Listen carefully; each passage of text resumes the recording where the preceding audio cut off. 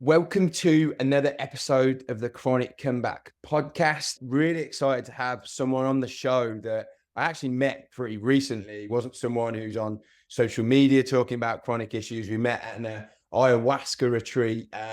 Ross Chouler. Chouler? Did I pronounce that correctly? Chouler, Chouler. We were together for like a week and we didn't swap last names. But how are you doing, man? very good, very good. Yeah, a month post ayahuasca, I'm back in the States. You're back in Bali, so I'm feeling really good. So happy to be here, man. Yeah, definitely. And so just to, I guess, give everyone a bit of a like information around a bit of background around this. You do your ayahuasca ceremonies and then you share afterwards. And I think we shared on like the first day, and it came to me, and I shared a number of different things, but the main thing being the health issues that I'd gone through, and kind of took everyone through that story. And I think you were like two people away from me, and then you Mhm. started telling your story, and it was like, there's like a lot of like similarities there. Obviously, being like men as well, there was like a connection there, because I think it's a different experience. No easier or worse going through it as a man or a woman, but definitely a different experience. And you took you took everyone through your story, and I was like, if he's up for it, I need to get him on the podcast, because I just feel like he could give so much value, because you've had such a long story, but don't want to ruin the ending, but like you're in so much of a better place now. So yeah, thanks for coming on the show. What I'd love to do is to talk about life before, a little bit of life before you start to have any sort of issues. Were you always a healthy person? Did you ever have like symptoms or anything growing up? Like, and then could you take us through the beginning part of the story where you start to like get some health issues? Sure. Yeah, actually, I grew up in South Africa. When I was a kid, I actually did have a few issues. Nothing crazy, but I remember my mom taking me to doctors quite often. I'd get headaches, and I remember when we were like 11, 12, 13 in high school, having to look at an overhead projector and getting really bad headaches. We went to a few doctors, and they kind of said, stay off the milk, things like that. But and then when getting to like around my later teens, when we started drinking a little bit, I eventually came down with like Epstein-Barr virus, which would continue to kind of happen. And a lot of my friends were drinking and doing the same thing; they weren't getting it. So I was kind of susceptible to things, but nothing crazy. I was always very, very athletic. I grew up playing every single sport there kind of was. I just loved it. School was kind of secondary to me. I just wanted to play sport, and as I got out of high school, was gymming. Going to the gym and just staying athletic and things like that. Playing a lot of rugby, college. So there wasn't really many issues there. Although I would get the old like cold and flu that I would struggle to come back from. And drinking alcohol was always just a lot harder for me than for others. I would get very bad hangovers, and then if I try to work out, I would end up getting like a cold or flu. So that was kind of like how I kind of operated until I was about my mid 20s. And to get into when I was about 27, I was actually working. I was actually working in the States for about a year. I took like a gap year in my mid 20s, and when I got home to South Africa, I remember just the one morning waking up and my glands in my neck were just like golf balls. And I was just like flat on the couch. I couldn't move like for the life of me for like a week, which was like brutal. So like I thought I just had like a really bad flu. Um, when it went to, tons, a few different doctors, they were like, just chill out, just get some bed rest, nothing, you just got like some glandular fever again, that Epstein-Barr virus, which it turned out it wasn't. So, I went on a long journey from there. I don't know if you want me to get into that now, but I can kind of give you the highlights of, what the next sort of 10 years were. Yeah, well, I think what would be interesting to know, and then yeah, definitely move forward through it, is like those first, let's say, 6 months to a year where life suddenly, because I had the same thing. It's really interesting that it happened for me, kind of, although I'd had some issues in my 20s, it was 28 where it all went wrong. And I've talked about it on the podcast before. A lot of people seem to have these issues around that age. And Mhm. what was that experience like? Because you went from being really kind of healthy in the way of like doing a lot of activity, I imagine pushing yourself like pretty hard in all areas, and then suddenly you couldn't. What's happening for you then? Were you having to go to loads of doctors? Were they making you feel like it's in your head? Could you take us through that like initial part? Yeah, I mean, the initial part was, physically it was brutal because I'd always been very athletic. So like, yeah, I loved going to the gym and working out. If I didn't really usually feel that great, I would go work out and feel a lot better. So not being able to like literally do any, I mean, going for a walk would put me down for like a day or so. So like, forget about, working out. And also, at that time in my life, a lot of my friends, we were all pretty social and we'd go have fun on the weekends and we do a lot of stuff together. And it went from being very social with a lot of people to being now very insular. I couldn't do much. And in South Africa at that time was a very big drinking culture. So, and if you wanted to hang out with your friends, you would have to go out for a few drinks. So now and again, I would, muster up the strength to go hang out, but I couldn't touch a drop of alcohol. I mean, alcohol would set me back weeks.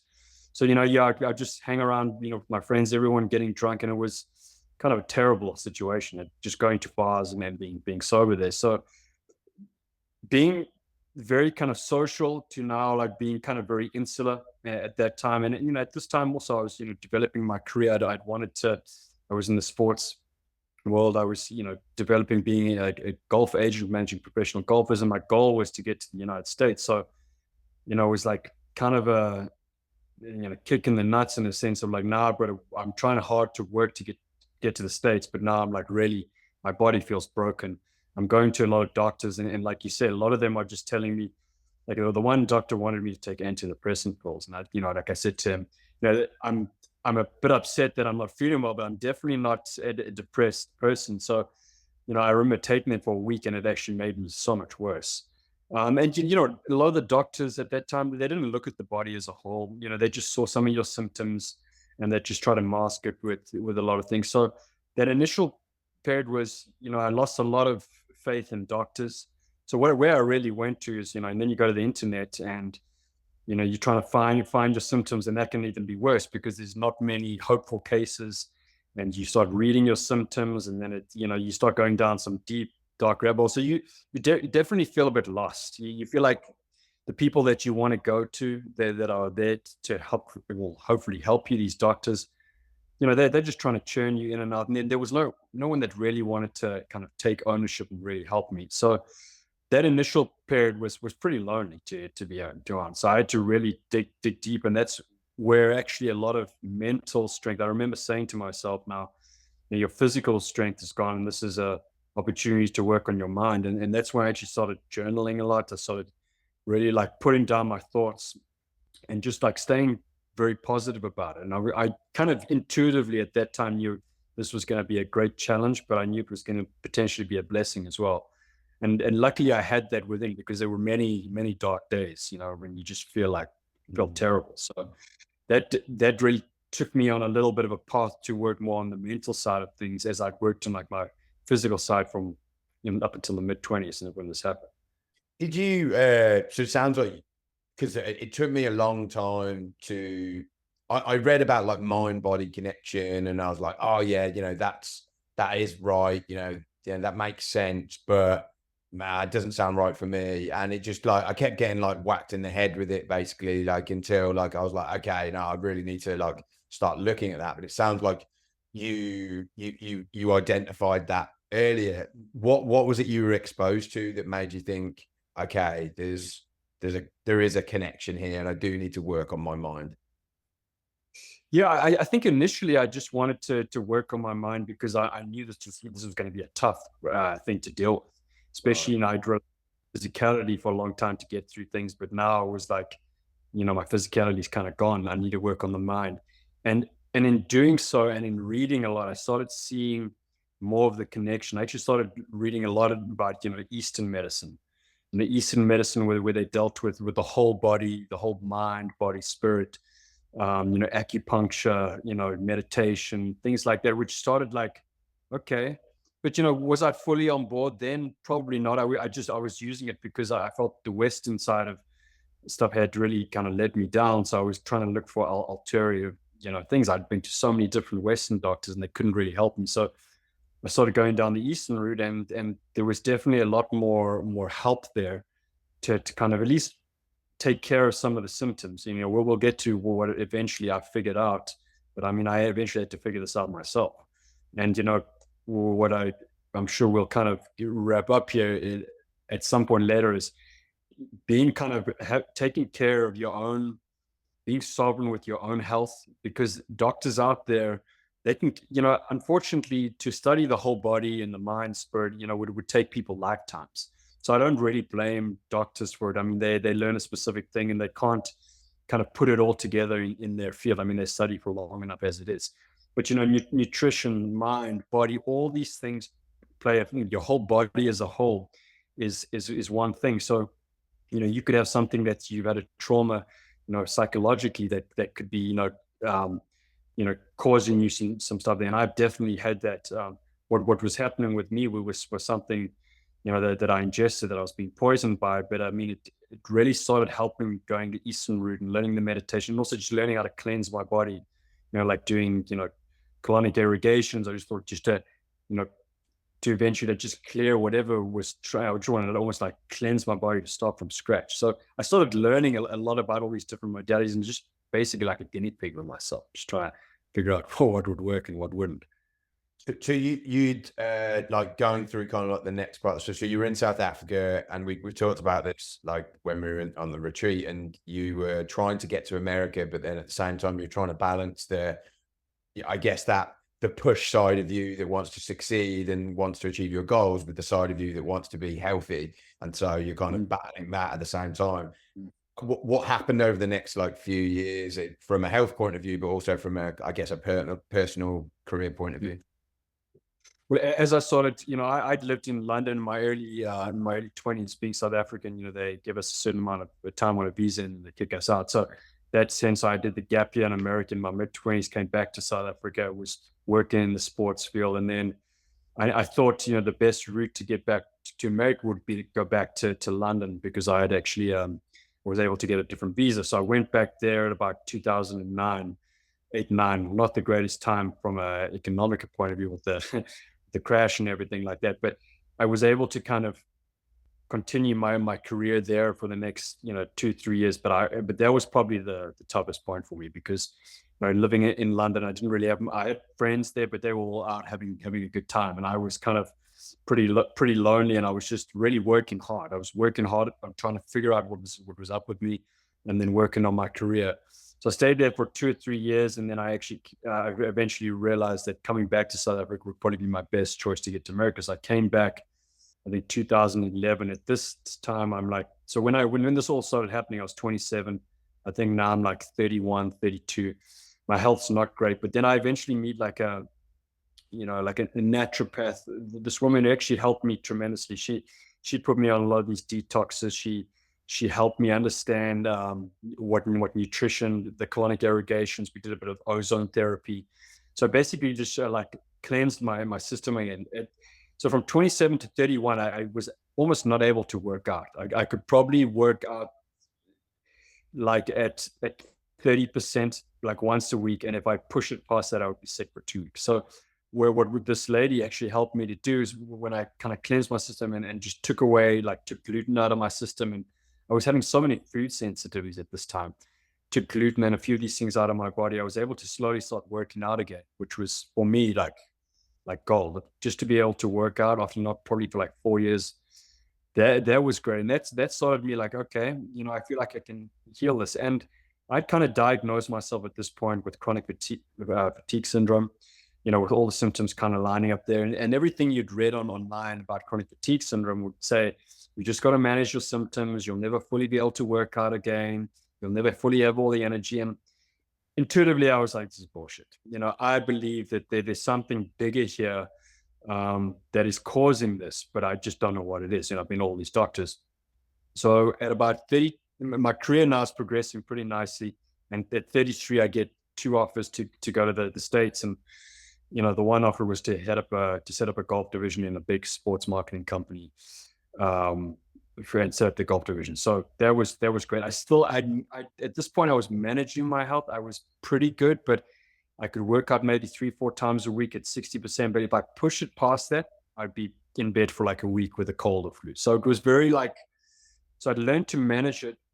And then I got to the States when I was 34, and I remember sitting, I was watching this program on TV called The Biggest Loser. It's like this weight loss challenge thing with these trainers. And remember seeing these people, quite overweight, and they were getting to be worked out intensely by these trainers. It's like, I'm like 34 years old and still in pretty good shape, but I can't work out. There has to be something. So I was like, I need to go deeper on this. So I went deeper on the research, and I kind of stumbled across Dr. Mark Hyman, who people probably do know. He's kind of, very well renowned for, the best being a functional medicine doctor. And I looked at a little bit of his work, and he, funny enough, had chronic fatigue syndrome. But what created the chronic fatigue syndrome for him was heavy metal poisoning. So I went down the route of the heavy metal poisoning, and I started looking at little symptoms, and I was like, I have heavy metal poisoning. There's no doubt in my mind I have heavy metal poisoning. So the next day I literally went and got tested. You do a urine test. The best is to do a urine or a hair test, not a blood test. And my levels were off the charts. Like literally you have like green is good, yellow is average, and red is bad. My levels were off the red. So, I delved, and then, the main thing that causes heavy metal poisoning is, high levels of mercury, which comes from things like tuna and swordfish. In my early 20s, I was eating a can of tuna a day, playing rugby. I thought it was a great way to build lean, muscle mass. So I was eating that. Plus, I had amalgam fillings from when I was in South Africa from young. You get a cavity that puts you with amalgam fillings, 50% of which are mercury.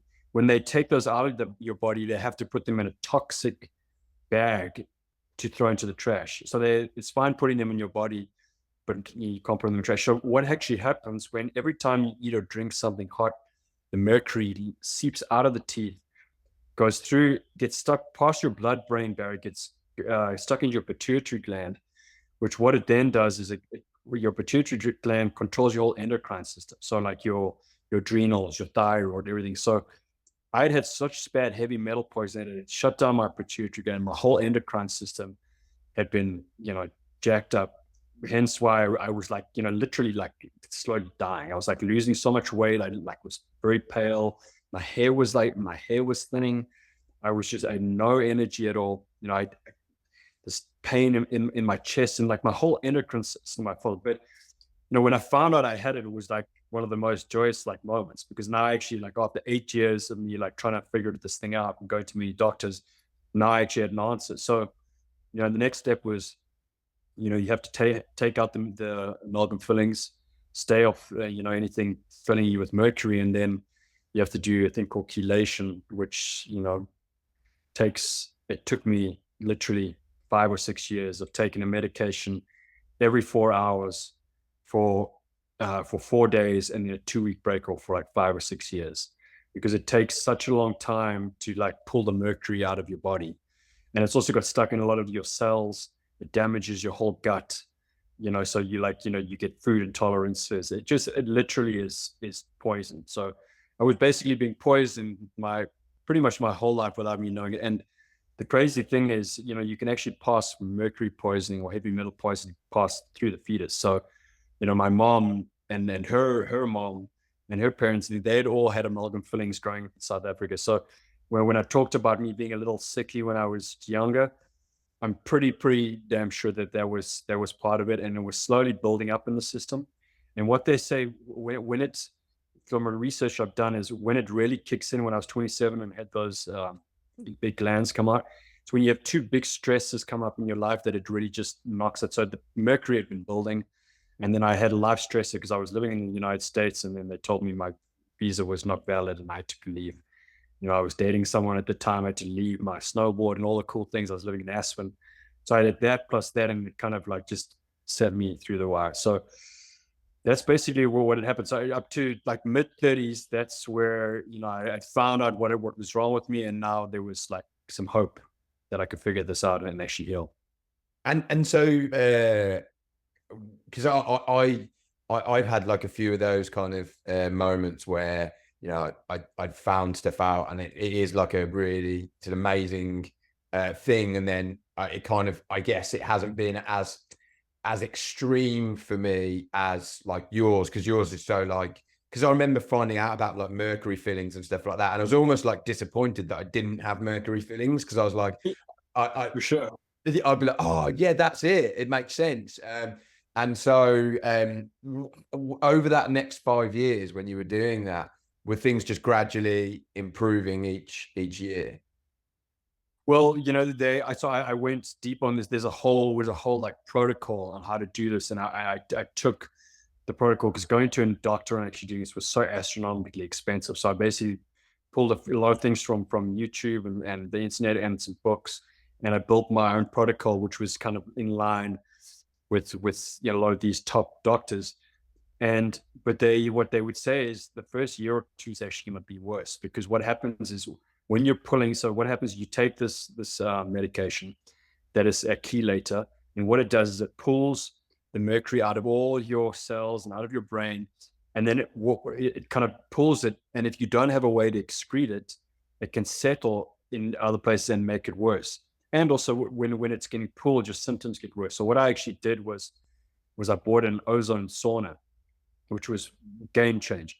Because what it did, like when the chelator would pull the stuff out of the cells, I would jump in the sauna, and the ozone would just like literally put more oxygen to your body, detoxify you, and it would just I would sweat out all this these heavy metals. So, but the first 2 years were tough. I mean, I would say I felt maybe a little worse, but I had my levels checked, and they say it moves so slowly. I had my levels checked after about a year and a half of having the mercury fillings out, and I'd moved from like off the charts to like almost at the end of the red. So I was like making progress, which was great, but it was still like deep in the red. Yeah. I think when I really started noticing some real progress was probably year 3 and year 4. And then just on average, for people that have like average or decent mercury poisoning, they say you should be kind of cleared up in 2 to 3 years. I think I had severe, so it probably took me, you know, now, and I'm 44 now, and this happened when I'm 27. I would say 2 years ago was when, so that's 15 years after this happened, and like what, 7 years after doing the stuff, that I really started feeling a lot better. But what I really had to do, and if I went back now, I'd change it slightly. I'd start working on the gut a lot more. Your gut takes a huge knock, and I think it's like 80% of your immune system's in your gut. So like the lining. So I developed like leaky gut syndrome. So there's so many great things now you can use for like like glutamine, and a lot of these different like plant-based things that actually build your gut up. So I would do that in conjunction. But that's so building my gut up now has been really helpful. But now I would say my health, like at 44, so 17 years after this, you really made a huge change. Look, the first 8 years, like I didn't know what was wrong with me. So I could, anyone that's listening to this, they went through something similar to this, you could cut out a lot of time by just having a heavy metals test. The funny thing is I actually did a Tony Robbins program a few years ago, and I remember him telling us all his morning routine. You eat swordfish, and I'm like, he's eating a lot of fish. Like and literally a year later, he came out with the same statements. He had like literally off the charts heavy metal poisoning, and Wow. he also didn't know about it. So and he then says to a lot of his friends, take a heavy metals test, and I think out of every 10 people, 6 or 7 are likely to be high in heavy metals, because even just from the environmental toxins. When I got my heavy metals test, I was actually also high in lead and arsenic. We just picked these things up from drinking water and things, and they mask as other symptoms. So I had this chronic fatigue. I had all these weird different little symptoms. They would come up, food intolerances, leaky gut, all these different things. And then a normal Western doctor would try and like isolate and say, okay, we'll take this medication for that. But you really, intuitively, I always thought there was something bigger. So getting to the source of this, and when I got rid of the mercury, I just started feeling better. I was starting to able to work out again.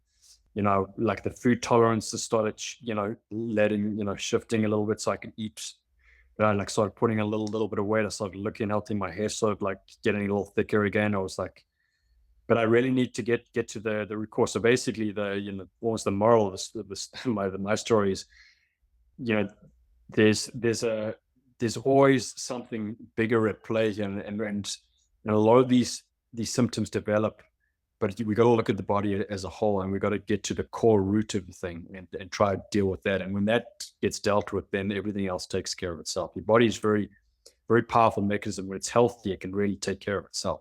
Mm. And something we haven't talked about, and I actually talked to your brother Andrew's on the retreat as well, and I talked to him about it, and he said that, I can't remember at which point in this timeline, and maybe you can tell us. He spoke to you, and you were thinking of leaving America because your health was that bad, and he said, I think that was it. There was a big life decision, and he was like, no, before you do that, go and do ayahuasca. and that itself kind of started you on this path that you're on now. So I think there's two things, and this always tends to be when having done so many of these episodes now, someone figures out what's going on physically, and that they need to look at that as well, but then also they address like something spiritually as well. Because I mean, I don't know if you believe this, I believe that from a nervous system level, like, I personally, there wasn't something quite right, and I was like making that worse in the way that kind of I was aligned spiritually and in my life, and therefore, as well as doing the physical stuff, I've had to go down this other path as well, which means that I'm kind of more open to receiving the healing, as woo woo as that sounds. Could you talk us through a little bit about that, and maybe you won't attribute much of your healing to it, but I think you do. So yeah, could you talk us about that and how that might have helped as well? Yeah, actually, so just to give a timeline, yeah, I figured out that I had the mercury poisoning and towards the end of 2014. So I started feeling a little bit better by mid 2016. My brother, who's 10 years younger than me, had gone and done ayahuasca, and I think about 2014, 15, and he told me about it, and it was right up my alley. At that point, I was like kind of, just struggling a little bit health wise, and then also just being in my career, like, there's a little bit more to this. So he was like, you need to go do this. And I wanted to do something, like my spirit was, calling for something a little bit more. There was something calling me there. So the medicine definitely called me. So I went down to Peru end of 2016. Yeah, and that was a complete game changer.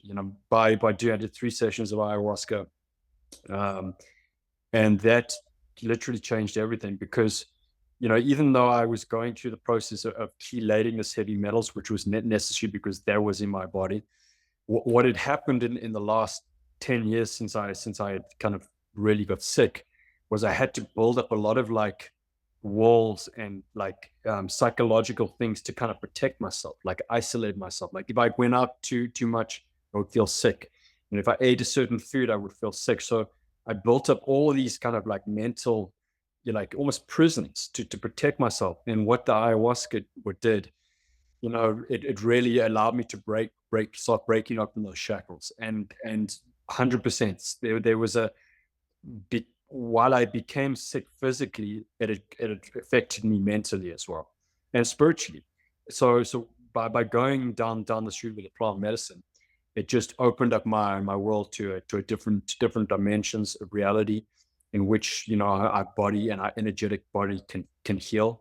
So I mean, this has now been my path for the last almost 8 years now. I've done now said now 22 times with ayahuasca and other plant medicines, and it's along with the physical healing, it's been a complete game changer. It's really allowed the mind, body, and spirit to become way more aligned.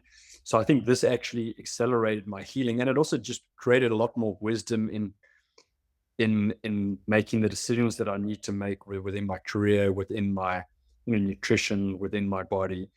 I think what ayahuasca really does is it just allows you to open up to your highest self, and a wisdom that kind of shows you the direction of your life, and opens you up to different elements within your health. And if it wasn't for that, for do these plant medicines, I don't think I would be as healthy as I am right now, because I think a lot of a lot of the issues we face in the Western world are psychosomatic. I think a lot of the stuff that the illness that we feel is our minds running rampant. And I think cell phones and things like that don't help. They distract us, and they just keep this mind like very, very, very small. So yeah, so that's that path of the journey, and I've continued that now, and this will be a lifelong journey, to with these plant medicines. And I think the important part is going having these experiences, but then integrating them back into reality, and then realizing what you need to add. So while I was kind of going on this journey of chelating and doing all this, the plant medicines truly opened up my mind, and just broke down all these, like I said, these prisons of the ways I was kind of keeping myself isolated because I was protecting myself. And it just slowly started like just healing, and it's expanding my really just raising my level of consciousness to kind of help myself heal and really expand. Mm. And it's interesting. You said it earlier. You alluded to it around that kind of ownership of your own um, ownership of your own recovery. But then I also took that as something that came out in a like a mushroom journey, a mushroom retreat earlier this year, and then also the ayahuasca retreat. Just ownership of everything that's going on in my life, for like whether it's like feels like it's being done to me or whether I'm the one doing it. Well, that ownership just comes a lot of like peace with that, and also just feel a lot more like you're yeah, you're not blaming everything else externally. And what I don't know about you as well, not necessarily with ayahuasca, but just I guess doing more work on myself, because I know you've done outside of ayahuasca, you've done so much of the work on yourself. It's actually being able to enjoy and appreciate life whilst you're going through this, and not having that, oh, I used to say so many times, when I'm healthy, I'll do this. When I'm healthy, I'll do that. And it was like, I was wasting years just like being miserable about my symptoms. And now I'm really able to, although I've still got stuff going on, I can still enjoy my life. I can still succeed. I can still push forward. And and does that resonate with with what you were saying? Okay. 100%. I mean, I started reading a lot of like going down the self-help route when I became 27. I think initially started with a lot of Tony Robbins stuff, and I really liked what he said because it was very much, you know, this is happening for you instead of to you. And if you just change that mindset, I early on, and I think this is, whether this is, just the way I am, but I knew this was happening for me. I knew this, there's a lot of sayings out there. This, your greatest challenge is your greatest gift, and I knew it was. And, I knew it inside me. Didn't obviously, and it made those hard days a little bit easier because I was like, I'm being tested here. I believe in God. I believe in a higher power, and I believed I was being tested because, and I wouldn't be tested this way if I wasn't strong enough to be able to handle it. And now I've seen that I was strong enough to handle it. So it provides you with a lot of strength to overcome a lot of other adversity, because life can be challenging at times. But if we just take that mental shift and going, okay, this is actually happening formal, I think a lot of people will kind of wallow in their self-pity and all the problems there. All of us have problems. It's just, and you got to accept that there's always going to be a problem, but you got to look at it almost as a challenge, Mm. as an obstacle to overcome.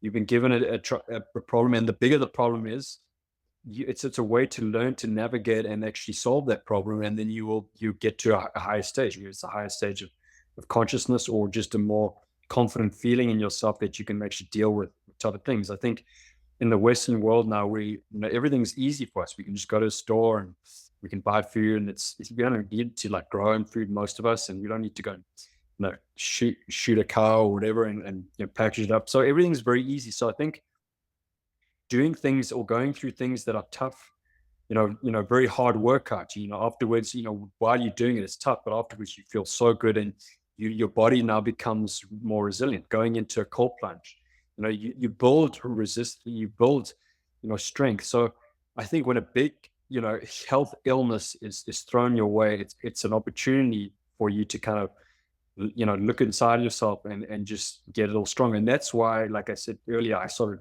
journaling, because I wanted to, like, when I started having those days where I'm feeling low, I would just kind of like say, hey, you're having a day now, but see yourself in the future as being healthy and fit. And I would see myself like at that stage I could like walk on a beach. Now I could see and then in my vision, I would see myself running on the beach, like fit and athletic. And I knew it would be in the future, but having that vision for the future, but then still living in the present. And that's the tough thing to combine sometimes, because a lot of us, when we're not feeling well, we tend to live in the future going, and I definitely was, I definitely did this.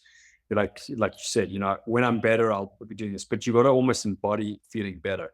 And I think just that shift will help tremendously with people, just the mind shift. And that's where the plant medicines really help, because when they actually take you out of your pain and they make you see things from a different perspective, and then you're able to go, actually, this is not that bad. It's not that bad. Like, why am I getting so down on it? And by me getting down on it is actually just making it worse, really. So, having a good attitude about these things, I know it can be tough. There are days where it really sucks, but just having a good attitude makes a big difference. Also, when you go through some of those plant medicine journeys, chronic health doesn't seem so bad. Yes, especially the one you went through in your last night, right? Yeah, Yeah.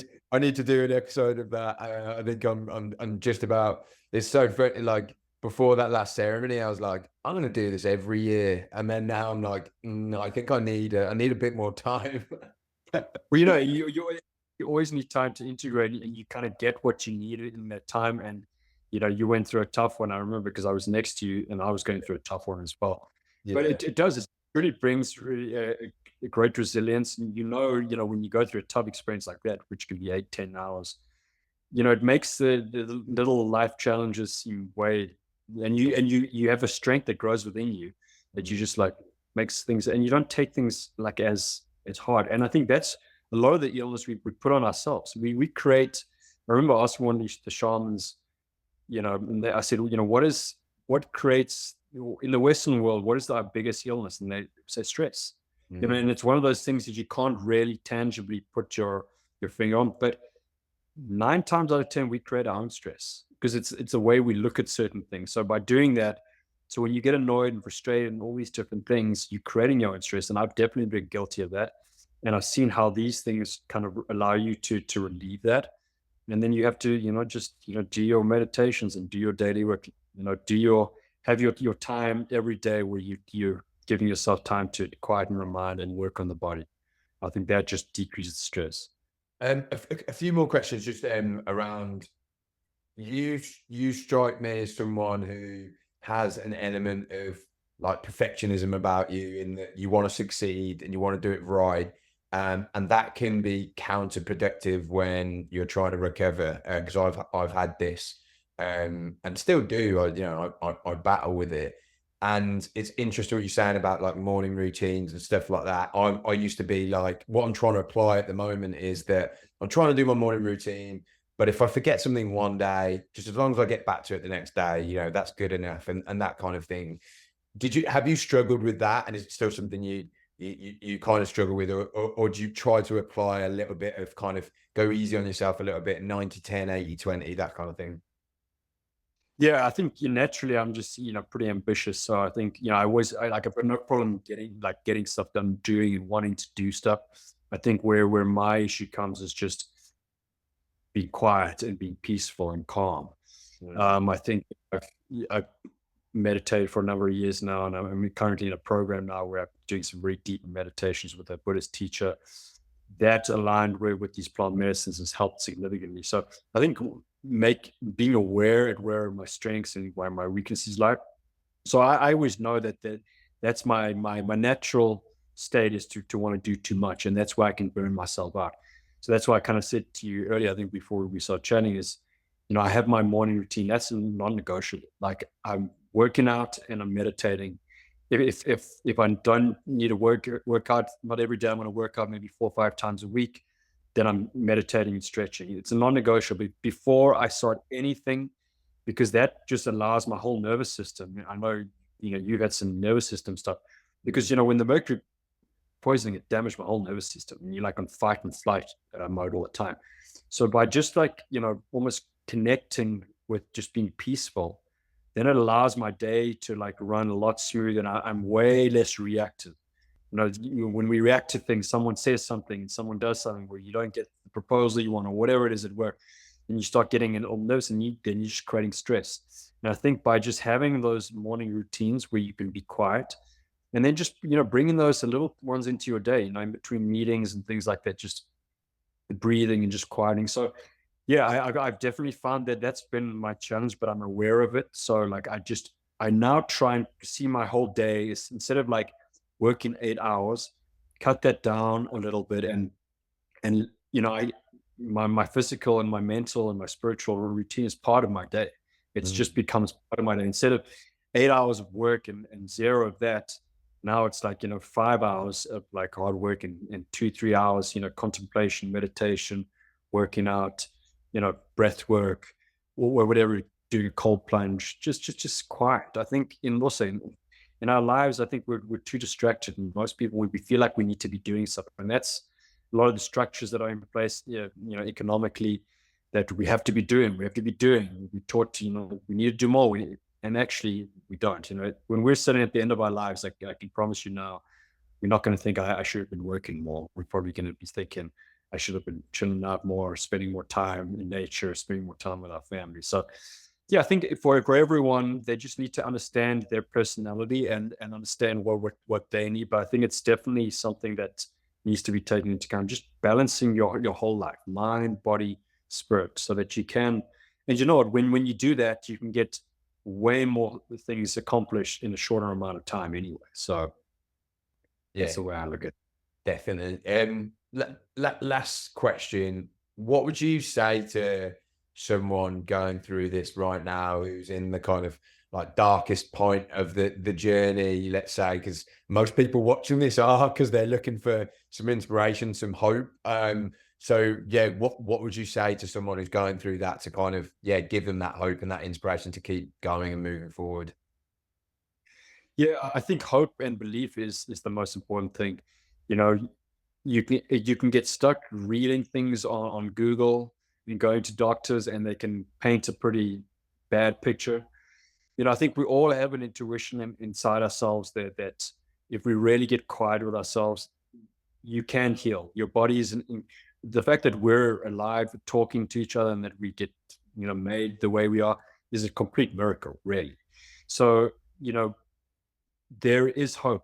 I felt it at the darkest times that there wasn't hope for me, but I always was like, I'm gonna get through this. I believe I'm gonna get through it. So no matter what anyone says to you, to anyone, you've got to believe deep within yourself that you can heal. And I think when you believe, that is the most powerful thing, because when you start believing, then like your whole nervous system just and your whole body just goes, oh, actually, because your mind doesn't know what the difference between what's real and what's not. And if you completely believe, and if you see a vision of yourself healthy, and you just keep on going through that, and whether you draw it down, you write it down, if you keep that in your mind over and over and over, your mind starts telling yourself, tell her, I'm healthy, I'm healthy, I'm healthy. And try to stop the negative self-talk. Believe yourself being healthy and try and embody it, even when you're feeling like shit. And over time, it'll start working and stuff like. And what it'll actually do, we've got this thing in our brains called the reticular activating system. It's like, when you buy a new car or a new pair of shoes, now all of a sudden we notice everyone with the same car and same pair of shoes. It's a part of our mind that actually starts, it just, because it blocks everything out and starts noticing the thing that's important. So when you see yourself healthy and when you really focus, your mind will start now connecting the dots and bringing all the things into your life that will help you be healthy. Whether it's a thing you read, that'll point you towards a doctor, or it's whether it's doing a plant medicine experience to kind of relieve something that's psychosomatic. Things will be kind of drawn into your life that will help you heal. So belief and hope is the most important thing. I believe that for me coming through this, like there was so many dark days, but I always held on to believe, even when it was some days it was so tough. So for everyone there that's listening, and for anyone out there, I would always just say, just you got to believe. That's the most important thing. And there are going to be days where it sucks, and where people are going to tell you that you can't, even doctors, and just don't listen to them. Believe in yourself. So that's what's got me to feel a lot better. Awesome, man. Thank you so much for all of that.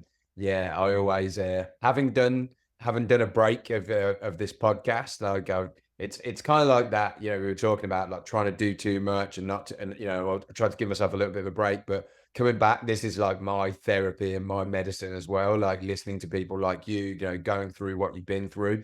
I'm quite privileged that I get to kind of experience these inspiring stories like firsthand. So really appreciate you coming on and sharing your story.